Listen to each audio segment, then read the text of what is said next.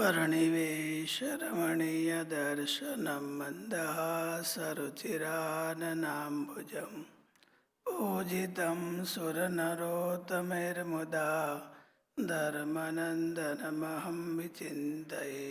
बोलो स्वामीनारायण भगवाननी जय। हरे कृष्ण महाराजनी जय। सर्वावतार इष्टदेव श्रीजी महाराज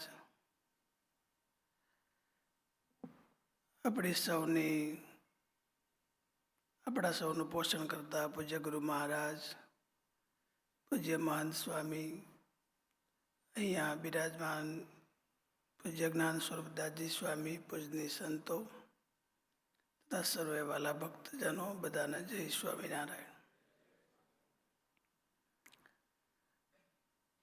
આજે બ્રહ્મસત્રનો આ ત્રીજો દિવસ છે. આપણે બધાએ દરરોજ કંઈક કંઈક ભગવાનને માર્ગે આગળ જવાની વાત સાંભળીએ છીએ. જુદા જુદા એંગલથી પૂજ્ય મહંત સ્વામી, પૂજ્ય જ્ઞાન સ્વરૂપ સ્વામી, બીજા સંતો બધાએ આપણને કથા વાર્તા કરીને સંભળાવી રહ્યા છે. અત્યારનું મારું સેશન તો એવું છે, સત્સંગનું સેશન છે, પણ એમાં આપણે એક વાત જ કરીશું.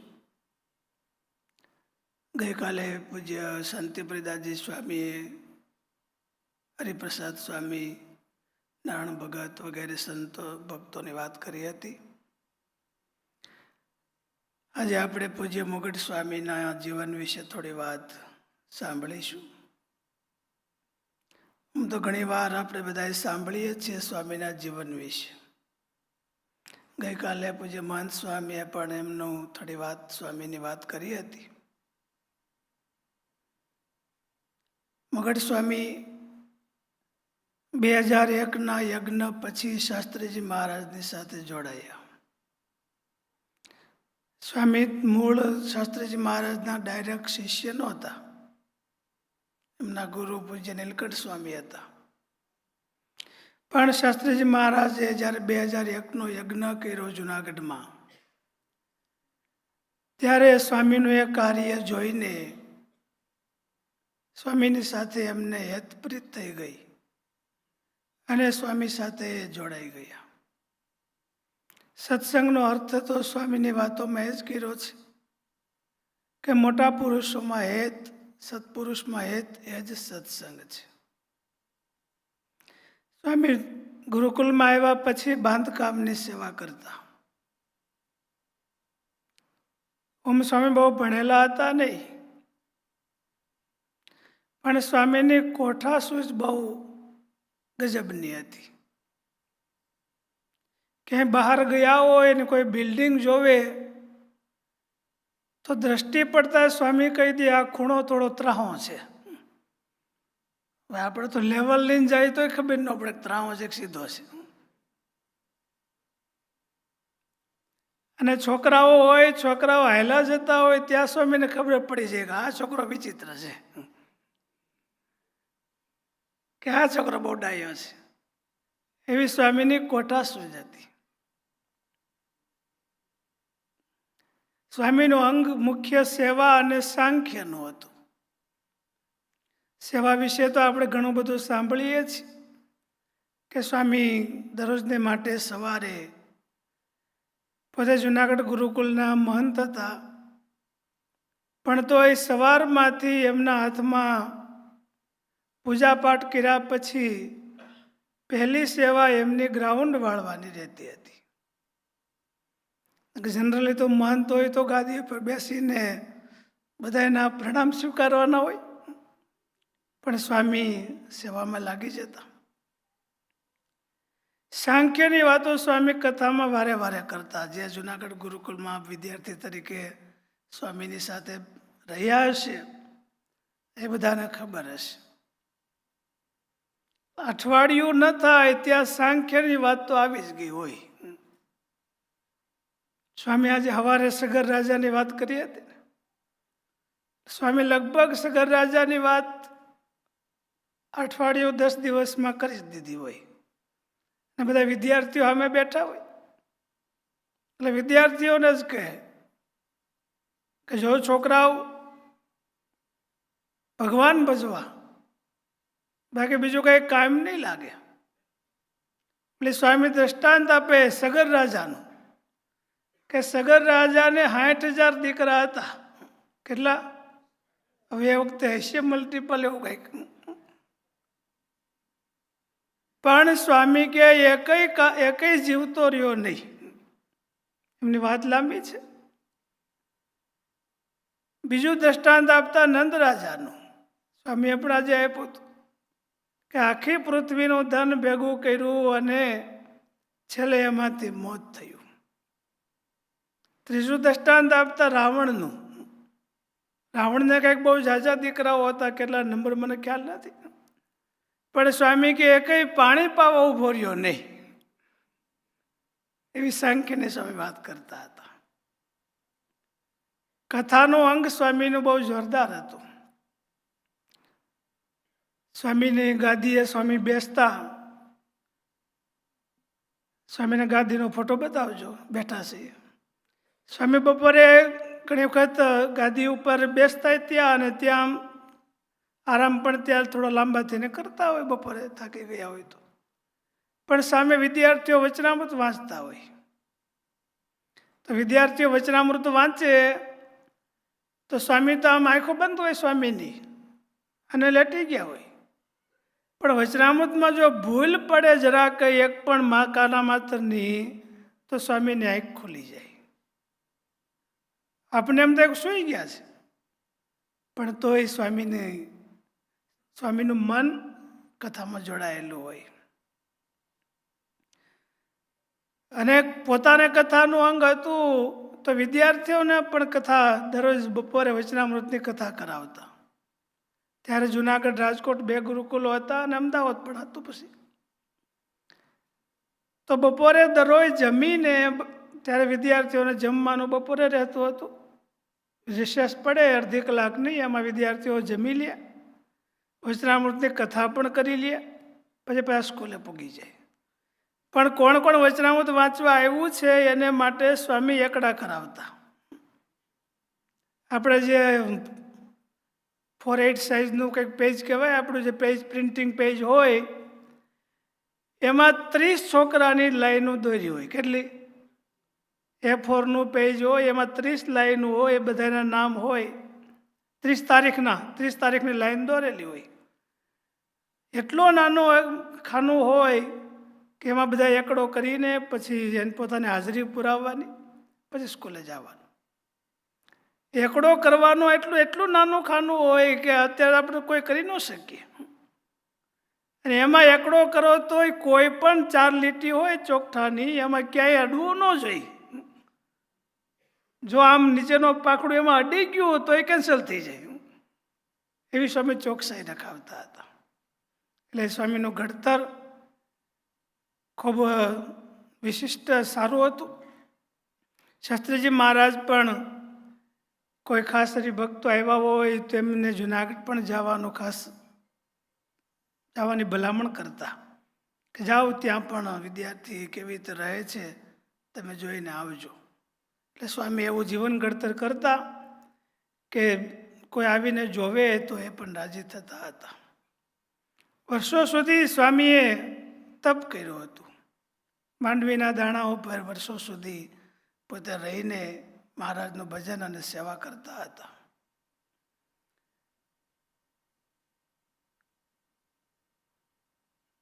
સ્વામી વારે વારે વિદ્યાર્થીઓને ઉપદેશ આપતા કે જો તમે છોકરાઓ અહીંયા આવ્યા છો, તમારા મા બાપે તમને અહીંયા મોકલ્યા છે, શા માટે મોકલ્યા છે? તો સ્વામી એક દ્રષ્ટાંત આપતા જૂના જમાનાનું, એ વખતનું, કે તમે બધા અહીંયા આપા થવા આવ્યા છો. જે ક્ષત્રિય જ્ઞાતિ હોય એમાં કોઈ બહુ સારું નેચર હોય, સેવાભાવી હોય, બધાને ગમતા હોય તો એમને માનથી બોલાવતા કે આપા થવાનું. ઓ આપા, એવું એને માન સન્માન હશે. એટલે સ્વામી કે તમે બધા આવ્યા છો એ આપા થવા આવ્યા છો, અને આપા થઈને જાજો. પણ એનું ઓપોઝિટ સ્વામી નામ આપતા બીજું હતું. હું નહીં થતા? ગધનો નહીં થતા. ગધેડાને ખોટું ન લાગે આપણે નામ લેવા વાંધો નહીં, નહીં તો અત્યારના જમાનામાં નામ લેવાય નહીં. એટલે સ્વામી કે જો તમે આપા થઈને આવજો. ખાલી સ્વામી એમ કે એમ નહીં, દ્રષ્ટાંત આપતા કે બે એમ કે દીકરાઓ હતા, એમની માએ બંનેને મોકલા કે જાઓ તમે આપા થઈને આવજો,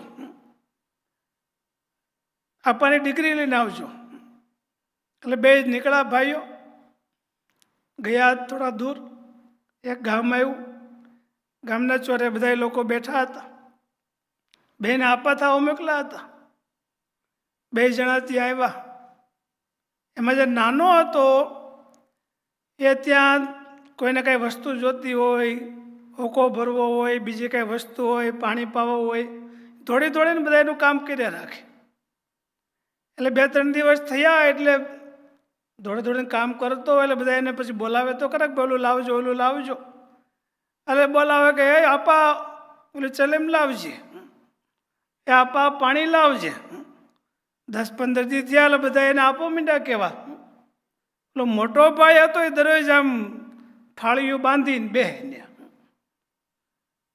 અને પાણી આવે તો એ પી લે, બીજું આવે એ પી લે. એટલે ઓલા બધા આમ જોવે દરરોજ કે આ વળી કોણ છે, દરરોજ ના અજાણ્યો કોણ આવીને બેહી ગયું.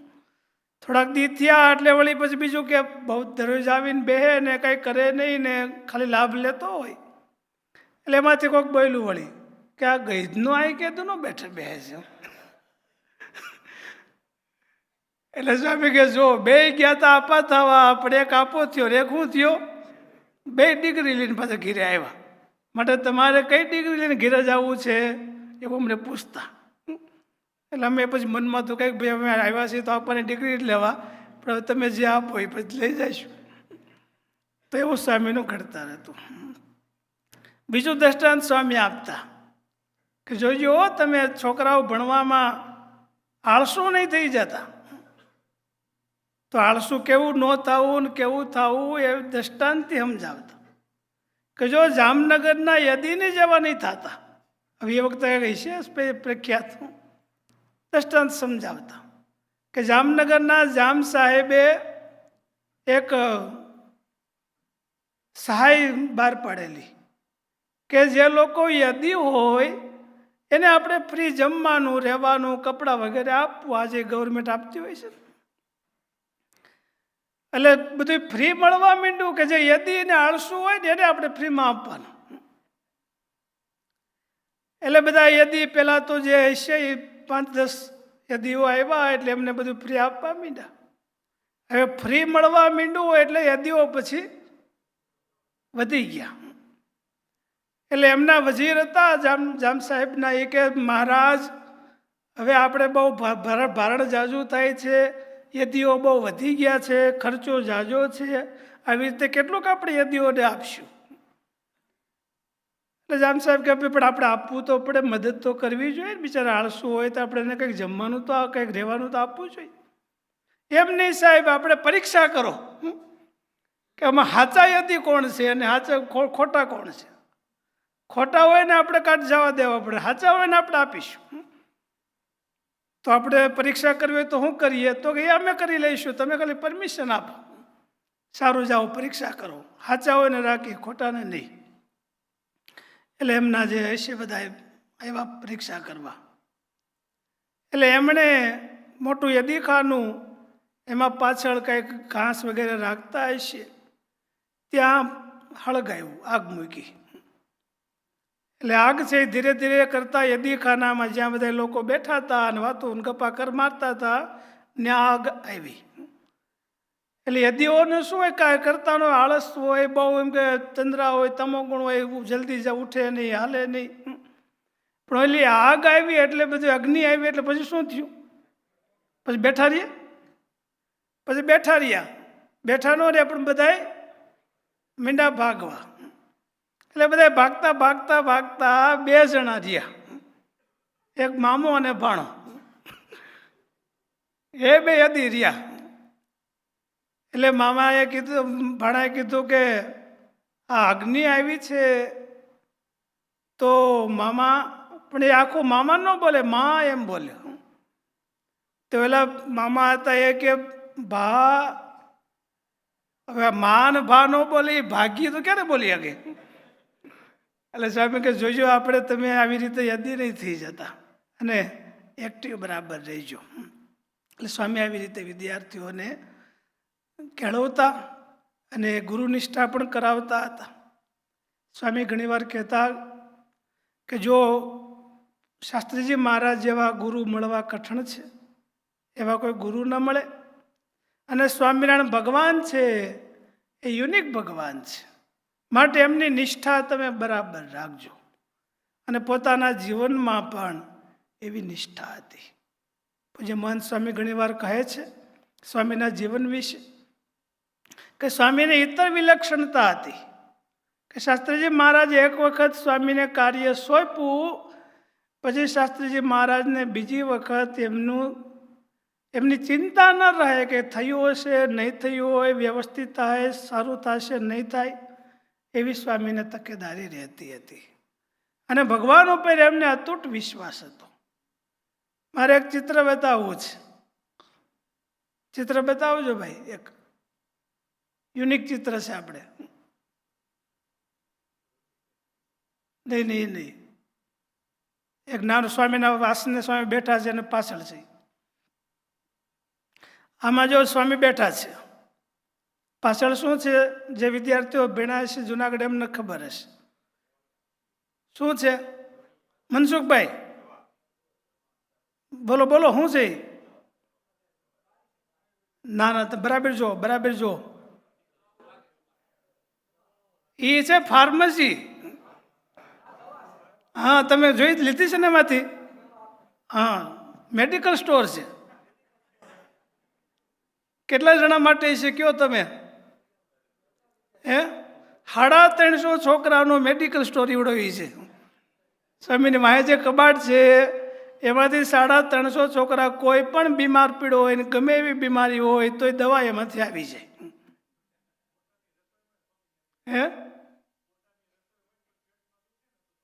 તરત જ દવા આવી જાય. કેવી રીતે આપતા છે તો મને હજી ખબર પડતી નથી.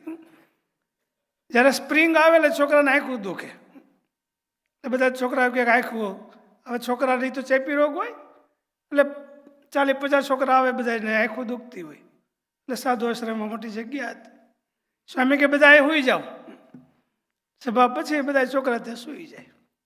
સ્વામી બીજા એક બે વિધિ વ્યવસ્થા હોય ને કહે, લ્યો આ ટીપાની બોટલ, બધાને એક બોટલ ટીપો આંખમાં નાખી દો બધાને. પણ જોઈજો બધા સ્વામિનારાયણ કહીને આંખમાં ટીપું નાખવાનું. એટલે છોકરાઓને પણ કહેજો સ્વામિનારાયણ બોલજો, નહીં તો સારું નહીં થાય. એટલે એક જ બોટલમાંથી બધા છોકરાને આંખો હારી થઈ જાય. બોલો. અને પેટમાં દુખાવો હોય કે માથાનો દુખાવો હોય કે તાવ આવ્યો હોય કે લાગી ગયું હોય, ગમે હોય, બહુ મોટી મેજર કંઈ તકલીફ હોય તો જ દવાખાને જવાનું. બાકી બધું ત્યાંથી સ્વામી ધ્યાન રાખતા અને બધા એને સારી રીતે વિદ્યાર્થીઓને એવી રીતે રાખતા હતા. મહારાજ ઉપર એમને વિશ્વાસ પણ હતો. તો સ્વામીનું આવું વિલક્ષણ વ્યક્તિત્વ હતું. અને ગુરુ શાસ્ત્રીજી મહારાજની એવી નિષ્ઠા હતી, શ્રીજી મહારાજની એવી નિષ્ઠા હતી કે પોતે હાર મોકલતા મંદિરે. આપણે ઘણી વખત સાંભળ્યું છે, પણ એમાં 2 હાર મોકલા હોય કે 3 હાર હોય, એમાં જે વિદ્યાર્થીની સાથે હાર મોકલે એમને ખાસ ભલામણ કરે કે જો આ હાર છે ને એ હરિકૃષ્ણ મહારાજ માટે જ છે અને તારે ત્યાં ધ્યાન રાખવાનું. બ્રહ્મચારી જો બીજે કંઈક લઈ જાય તો તારે કહેવાનું કે આ હરિકૃષ્ણ મહારાજ માટે જ હાર છે. તો એવી સ્વામીની ઇષ્ટનિષ્ઠા પણ હતી. પણ એમની સેવાથી એમનું જીવન છે, જેમ કૃષ્ણચંદ્ર સ્વામીએ કીધું એમ કે બધા સંતો હતા તો એમના જીવન એટલા બહુ કંઈ સાધનામય જીવન હતા એવું નહોતું કે મોટા મોટા કોઈ વિદ્વાન કે એવા બધા હતા એવાય પણ બહુ નહોતા. પણ એમની નિષ્ઠા આચા સત્પુરુષ શાસ્ત્રીજી મહારાજમાં એવી થઈ ગઈ હતી ભગવાનમાં એવી થઈ અને પોતાના જીવન એમણે ઉપયોગ કર્યા. તો શાસ્ત્રમાં કહ્યું છે કાલેના આત્મની વિંદતી. ગીતાજીમાં ભગવાન કહે છે જો નિષ્કામ કર્મયોગ વ્યવસ્થિત કરે તો કાલેના એટલે એને જ્યારે જરૂર પડે ત્યારે એને આત્મજ્ઞાન પણ થઈ જાય છે, ભગવત સાક્ષાત્કાર પણ થઈ જાય છે. તો મગટ સ્વામી આવી રીતે સેવા કરી તો એમના જીવનમાં અંતકાળ આવે એ પહેલાં ભગવત સાક્ષાત્કાર પણ થઈ ગયો અને ભગવાનની પાસે જતા પહેલાં 1 અઠવાડિયા પહેલાં પોતે ડિક્લેર પણ કરી દીધું. સવારે જ પૂજ્ય મહંત સ્વામીએ વાત કરી હતી કે બગીચામાંથી પોતે આવ્યા અને પૂજ્ય ભક્તિવલ્લભ સ્વામીને કહ્યું કે 7 દિવસ પછી હું મહારાજ પાસે જઈશ. અને અષાઢી બીજનો દિવસ હતો, ત્યારે કેરીના રસની રસોઈ હતી અને હરિભક્તો પણ ગામમાંથી આવ્યા હતા. બધાને પીરસતા સ્વામીએ કહ્યું હતું કે હવે આ છેલ્લો મારા હાથનો રસ છે, માટે આગ્રહ કરીને આપું છું, તમે લઈ લ્યો. તો સ્વામીને આવી રીતે સેવાથી, ગુરુ નિષ્ઠાથી પોતે એવું જીવન જીવા કે મહારાજનો સાક્ષાત્કાર થઈ ગયો. જ્યારે શાસ્ત્રીજી મહારાજ ધામમાં પધાર્યા ત્યારે મોટા સંતો જે હતા એમને, શાસ્ત્રીજી મહારાજ હતા ત્યાં સુધી તો બધા નોર્મલ, બધાને હારે જ આસન ઉપર બધા સંતો બેસતા હોય. પણ સ્વામી ધામમાં ગયા પછી નાના સંતોએ નક્કી કર્યું કે ભાઈ આપણે વડીલ સ્વામી છે, સંત છે, તો એમને નાની એવી ગાદી, એમને અલગથી આસન, કે મોટા સંતો હોય તો આપણે આસન થોડો અલગથી રાખતા હોય. તો એ વખતે નાની એવી ગાદલી, એમ કે આવી તકિયાને એવું નહીં, પણ નાની એવી ગાદલી હોય એ પૂજ્ય ભક્તિવલ્લભ સ્વામીએ ત્યાં આસન ઉપર મૂકી અને મુગટ સ્વામી ત્યાં દર્શન કરવા આવ્યા. મહારાજના દર્શન કરી પોતાનું જે આસન હતું ત્યાં બેસવા ગયા, પણ ત્યાં ગાદલી હતી એટલે સ્વામી તરત ત્યાં દર્શન કરીને પછી બહાર નીકળી ગયા, ગાદલી ઉપર બેઠા નહીં. બીજે દિવસે સ્વામી પૂજ્ય ભક્તિવલ્લભ સ્વામીએ મૂકી તોય પણ બેઠા નહીં. ત્રીજે કે ચોથે દિવસે ગાદલી લઈ લીધી ત્યાર પછી સ્વામી આસન ઉપર બેઠા. હવે આજે તો ગાદી માટે આપણે શું કરતા હોય બધા જાણીએ છીએ. તો સ્વામીને એવો વૈરાગ્ય, એમ કે સાંખ્યનું એવું જીવન હતું. એટલે સ્વામીનું એવું જીવન જોઈને હરિભક્તો સંતો પણ એવા તૈયાર થઈ જતા હતા. સ્વામીની સાથે રહેલા સંતો પૂજ્ય ઘનશ્યામ જીવનદાસજી સ્વામી, નારાયણ સ્વામી પણ રહેલા, પૂજ્ય મહંત સ્વામી પણ ત્યાં જુનાગઢ મુગટ સ્વામી સાથે રહેલા છે. પૂજ્ય ભક્તિવલ્લભ સ્વામી, સંત વલ્લભ સ્વામી, આ બધા સંતો પણ પૂજ્ય મુગટ સ્વામીની નિશ્રામાં પોતે જીવનથી તૈયાર થયેલા. સંત વલ્લભદાસજી સ્વામી અત્યારે આફ્રિકા છે, પણ સ્વામી વખતે સાધુ થયેલા. પૂજ્ય ગોવિંદ સ્વરૂપ સ્વામી અહીંયા અમેરિકા પણ આવી ગયા છે, આપણે બધા મોટાભાગના એમને ઓળખીએ છીએ. એ પણ પૂજ્ય મુગટ સ્વામીની નીચે તૈયાર થયેલા. જ્યારે મુગટ સ્વામી ધામમાં ગયા ત્યારે ગોવિંદ સ્વામી, ત્યારે તો હું વિદ્યાર્થી તરીકે હતો, પણ અમે બધા ઊભા હતા વિદ્યાર્થીઓ, અને ગોવિંદ સ્વામી પણ ઊભા હતા. હજી તો મુગટ સ્વામી ધામમાં ગયા તો સ્વામી એકદમ રડવા માંડ્યા. ગોવિંદ સ્વામી અરે સ્વામી હવે ધામમાં ગયા, હવે મને ધકશે કોણ? કેવું એમને હેત છે, આત્મબુદ્ધિનું કેવું હેત છે. હવે કોઈ મેં સાંભળેલી વાત નથી, અમે જોયેલી વાત છે. તો એવું સ્વામી આત્મબુદ્ધિ એટલી હતી, તો એમાં પણ એવા ગુણ આવી ગયા. ગોવિંદ સ્વરૂપ સ્વામી ઘણી વાર કહે છે કે એમને પણ કોઈ એવી આવડત નહોતી. ગયા વખતે મેં બ્રહ્મસૂત્રમાં પણ સ્વામીની વાત કરી હતી કે એમને જ્યારે કીધું કે તમે ભંડાર સંભાળો, ત્યારે ગોવિંદ સ્વામીને ખબર નહોતી કે કઢી કેમ બને, અને સ્વામી એમને ભંડારની જવાબદારી આપી. પછી ત્રિભુવન ભગત પાસે આવ્યા કે આપણે કઢી બનાવી છે તો શું કરીશું? પણ આજે આપણે જાણીએ છીએ ગમે એવો મોટો ઉત્સવ હોય, જ્યારે બધાએ ભંડારીનો આમ કે બધા નાના પડે ત્યારે સ્વામીની સલાહ લેવામાં આવે. તો એ પૂજ્ય મુગટ સ્વામીના વચને સ્વામી એવા તૈયાર થયા હતા. પૂજ્ય હરિનારાયણદાસજી સ્વામી, કૃષ્ણપ્રિય સ્વામી, આ ત્રિભુવન ભગતને આપણે કાયમ માટે દર્શન કરીએ છીએ. એ પણ પૂજ્ય મુગટ સ્વામીની નીચે તૈયાર થયેલા છે. તો એમની નીચે તૈયાર થયા હોય એમને જોઈને આપણને ખબર પડે, અનુમાન આવે કે એમનું જીવન કેવું હોય છે. એટલે એ સ્વામીનું એવું ભવ્ય જીવન હતું. આપણા પૂર્વજો આવા હતા. એટલે આજે આપણે અહીંયા બેસીને મહારાજનું ભજન કરી શકીએ છીએ. આ બ્રહ્મ જ્ઞાનની અંદર આપણે સ્નાન કરી શકીએ છીએ.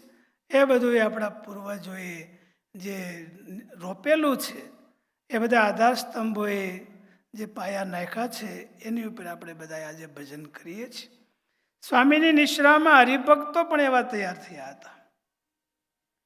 કુંડલિયા મૂળજીભાઈ હતા, PWDમાં મોટા ઓફિસર હતા. એ સ્વામીની સેવા કે બરાબર બધું કામકાજમાં એ વધારે રહેતા હતા, ઓફિશિયલ કામમાં. એમનો પુત્ર હતો સુખદેવ. એ ત્યાં જુનાગઢ ભણતો. કદાચ વિશ્વ સ્વરૂપ સ્વામીને યારે ભણતા હશે કે ખબર નહીં, અમારી પાછળ હતા. એ યુવાન અને એકનો એક જ દીકરો, પોતે મોટા ઓફિસર. પણ એમને ભણવામાં થોડો એ નબળો હતો, ભણવામાં એટલો બધો નહીં. પણ ગોંડલિયા સાહેબ બહુ સેવા કરતા. પણ હવે દીકરો બહુ ભણવામાં આગળ ન હોય તો સેજે ચિંતા તો રહેતી હોય. એટલે સ્વામીને એકાદ વખત કીધું હશે કે સુખદેવ ભણવામાં થોડો કે એટલો બધો નથી, તો મહારાજને પ્રાર્થના કરજો. એટલે સ્વામી કે સુખદેવ છે ને ગ્રેજ્યુએટ થઈ જાય, ચિંતા નહીં કરતા. સ્વામી આવી રીતના આશીર્વાદ આપ્યા. અને રિયલી એ પછી તો ભણવામાં સારી રીતે ભણવામાં પણ આગળ વધ્યો અને ગ્રેજ્યુએટ પણ થયો. પણ મહારાજને કરવું, એમને એક દિવસ એકાદશીનો ઉપવાસ હતો.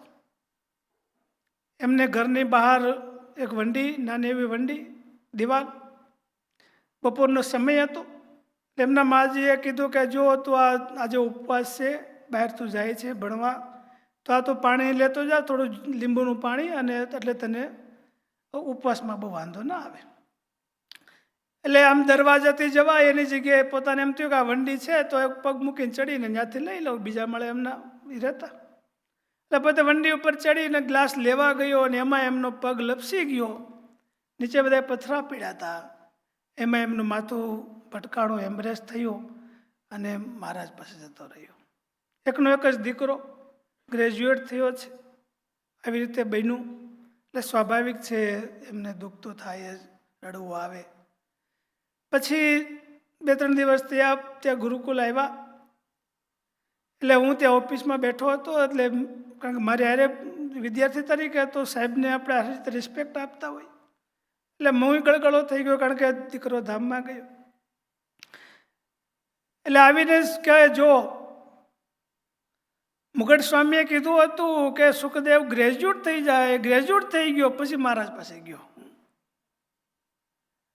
અને પછી ભક્તિ સ્વામીને કે આપણે તો મુગટ સ્વામીનો સત્સંગ કર્યો, શાસ્ત્રીજી મહારાજનો સત્સંગ કર્યો છે, અને આપણે દુઃખી થવાનું હોય? એ તો મહારાજ પાસે ગયો છે, એકાદશીનો ઉપવાસ હતો, મહારાજનો ભક્ત હતો, અને મહારાજ પાસે ગયો છે, તેમાં કાંઈ દુઃખ લગાડવાનું હોય નહીં. આવી સમજણ મુગટ સ્વામીના સત્સંગથી એમાં આવી ગઈ હતી. આજે કોઈ ભક્તને આવી તો બને તો કેમ થાય? પણ એવી સમજણ સત્સંગથી આવે છે. બીજા વલ્લભભાઈ ધોરાજીયા, એ મોટા ઓફિસર હતા. હજી આ 3-4 વર્ષ પહેલાની જ વાત છે. એમને ફેફસામાં કેન્સર થયું. પછી એકદમ લાસ્ટ સ્ટેજમાં કેન્સર આવી ગયું. આ જો ધોરાજીયા વલ્લભભાઈ પૂજ્ય ભક્તિ સ્વામીની સાથે આપણે દર્શન થાય છે ફોટામાં. પછી કેન્સર થયું એટલે પછી હું એને પહેલાંથી ઓળખતો, 1-2 વખત ફોનમાં વાત કરી, ખબર અંતર પૂછ્યા. એટલે ધોરાજીયા સાહેબ કહે, સ્વામી મને કાંઈ ચિંતા નથી, મેં મુગટ સ્વામીનો સત્સંગ કર્યો છે, પૂજ્ય ભક્તિ વલ્લભ સ્વામીનો સત્સંગ કર્યો છે, પૂજ્ય જ્ઞાન સ્વામી પણ ત્યારે બિરાજે છે, એમનો પણ મેં સત્સંગ કર્યો છે. અને આટલા સત્સંગ કર્યા પછી જો આપણું દુઃખને આપણે રડીએ તો સત્સંગ આપણો નિષ્ફળ ગયો કહેવાય. છેલ્લા સ્ટેજમાં કેન્સર છે તો એને આટલો કેપ છે કે બસ હવે તો મારે આમ તો જીવવાનું નથી, મહારાજ લેવા આવે એની રાહ જોઉં છું. તો આવી સમજણ એ સ્વામીના સમાગમથી હરિભક્તોમાં પણ આવી જતી હતી. એટલે સત્સંગનો મહિમા, એનો આમ દૃષ્ટાંત છે. એલસી સાહેબ છે અત્યારે પણ, એ પોતે પણ એવા શિક્ષક હતા, વિદ્યાર્થી હતા, એની પણ સમજણ હતી. મનસુખભાઈ સાવલિયા અત્યારે અહીંયા અમેરિકામાં છે, અખંડ ભજન કરે છે. બીજા જયંતિભાઈ ઓરા હતા, બીજા આપણા રતિભાઈ ઠેસિયા, આપણા દરરોજ એમને જોઈએ છે, સેવા કરે છે. એ પણ મુગટ સ્વામી પાસે તૈયાર થયેલા છે. એમના ભાઈ ઘનશ્યામભાઈ, બીજા ઘણા બધા ભક્તો, હરિભક્તો, વિદ્યાર્થીઓ, મને તો જેટલા નામ આવડે એટલે મેં વાત કરી, તો આવા બધા હરિભક્તો પણ એમના દ્વારા તૈયાર થયા હતા. એક બહુ સરસ દ્રષ્ટાંત છે. ટાઈમ હવે 2-3 મિનિટ છે. એક વખત આપણા વિદ્યાર્થીઓ બહાર જતા હોય, કોઈ બહુ મોટી બીમારી હોય તો પછી ડાક્ટર પાસે જતા હોય. એમાં એક સિદ્દી સાહેબ કરીને મુસ્લિમ ડાક્ટર, એમની પાસે આપણા વિદ્યાર્થીઓ જ્યારે બહુ મોટી બીમારી હોય તો દવાખાને જતા હોય. પણ વિદ્યાર્થીઓનું વર્તન જોઈને, નમ્રતા જોઈને, વિવેક જોઈને એમને પ્રભાવ પડ્યો. એટલે વિદ્યાર્થીઓને પૂછે કે તમને આટલું બધું વિનમ્રતા કોણ શીખડાવે છે? એટલે વિદ્યાર્થીઓ કીધું અમારા સ્વામી છે, એ અમારું જીવન ઘડતર કરે છે. એમ પોતે મુસ્લિમ છે, ડાક્ટર છે. કહ્યું મારે તમારે ત્યાં તો સ્વામીને મળવા આવવું છે. આવજો, સ્વામી બધાને મળે છે, ગમે ત્યારે મળી શકશે. એટલે એક દિવસ ડાક્ટર ત્યાં સિદ્દી સાહેબ મળવા માટે આવ્યા. ઓફિસને આગળ પૂછ્યું કે મારે મોટા સ્વામીને મળવું છે. એટલે વિદ્યાર્થી પૂછીને આવ્યો અને કહ્યું કે થોડી વાર પછી તમે અહીં બેસો, આગળ સ્વામી આવશે, મળશે. પણ થોડે 5-10 મિનિટ થઈ, સ્વામી આવ્યા નહીં. એટલે બીજી વખત પૂછ્યું કે મારે મોટા સ્વામીને મળવું છે. એટલે બીજી વખત વિદ્યાર્થી ગયો અને આવ્યો. પણ સાહેબને થયું કે હું ત્યાં જઈને હું પોતે મળી લઉં. એટલે વિદ્યાર્થીને કહ્યું તો હાલો આપણે ત્યાં જઈએ, સ્વામી કામકાજમાં હોય તો આપણે ત્યાં જઈને મળી લઈએ. એટલે સિદ્દી સાહેબ અને વિદ્યાર્થી બે આવ્યા. એ જ્યારે આવ્યા મળવા, ત્યારે સ્વામી પાછળની સાઈડમાં વિદ્યાર્થીઓનો જે બધા બાથરૂમ વગેરે હોય ત્યાં સફાઈ કરતા હતા. એટલે વિદ્યાર્થીએ કીધું કે આ અમારા મોટા સ્વામી. તો કાંઈ તમારા મોટા સ્વામી આવી રીતે સાફ સફાઈ કરે છે? એમને બહુ ગુણ આવ્યો કે આવડી મોટી સંસ્થા, એમના પોતે લીડર, અને આટલી નાની સેવા કરે, એટલે એમના ગુણ આવ્યો. અને પછી તો એ સ્વામીને એકદમ માનવા માંડ્યા. એવો એમને ગુણ આવ્યો કે એમણે મોટો બંગલો બનાવ્યો પોતાને રહેવાનો. એટલે પહેલા મુગટ સ્વામીની પધરામણી એમના બંગલામાં કરાવી. પોતે મુસ્લિમ હતા એટલે એમના બીજા બધા હોય, બધા એમના જે કાંઈ શું કહેવાય એમને મૌલવીઓ વગેરે હોય બધા. હવે આજ એમને જાણ્યું કે આ હિન્દુ સાધુને પહેલાં પધરાવવાની, એમ કે બોલાવવાનું કહે છે. એટલે સ્વાભાવિક છે તો કહેતો ખરા કે ભાઈ સાહેબ તમે પહેલાં એમને નહીં, પહેલાં આપણા મૌલવીને પહેલાં બોલાવો. કે નહીં, મારે પહેલાં સ્વામી, પછી તમે બધા આવી ગયો. તો એને સ્વામીએ કંઈ એવું નથી કીધું, પણ સ્વામીના જીવનથી એવો પ્રભાવ એના જીવનમાં એટલો એને પ્રભાવ પડ્યો કે આવા ઓલિયા પુરુષ મળવા દુર્લભ છે. બીજા એક મુસ્લિમ હતા, એમનું નામ મેં આગળ વાંચ્યું પણ ભૂલાઈ ગયું. એ પોતે દાણાપીઠમાં રેકડી ચલાવે.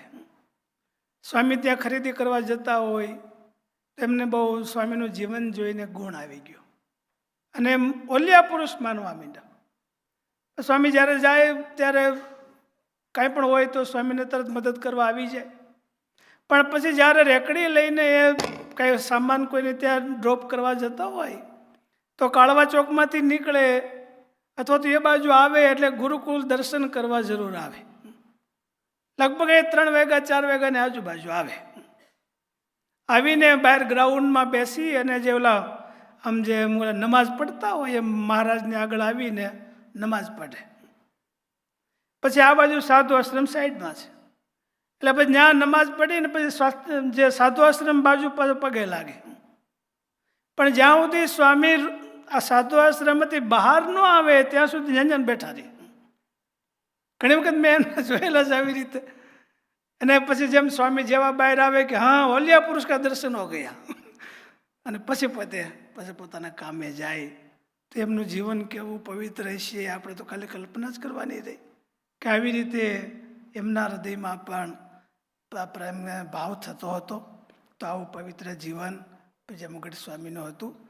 સંત સમાગમના આજના દિવસે આપણે સ્વામીના જીવનમાંથી કંઈક પ્રેરણા મેળવીએ એટલી વિનંતી સાથે અહીંયા પૂર્ણ કરું છું. સહજાનંદ સ્વામી મહારાજ.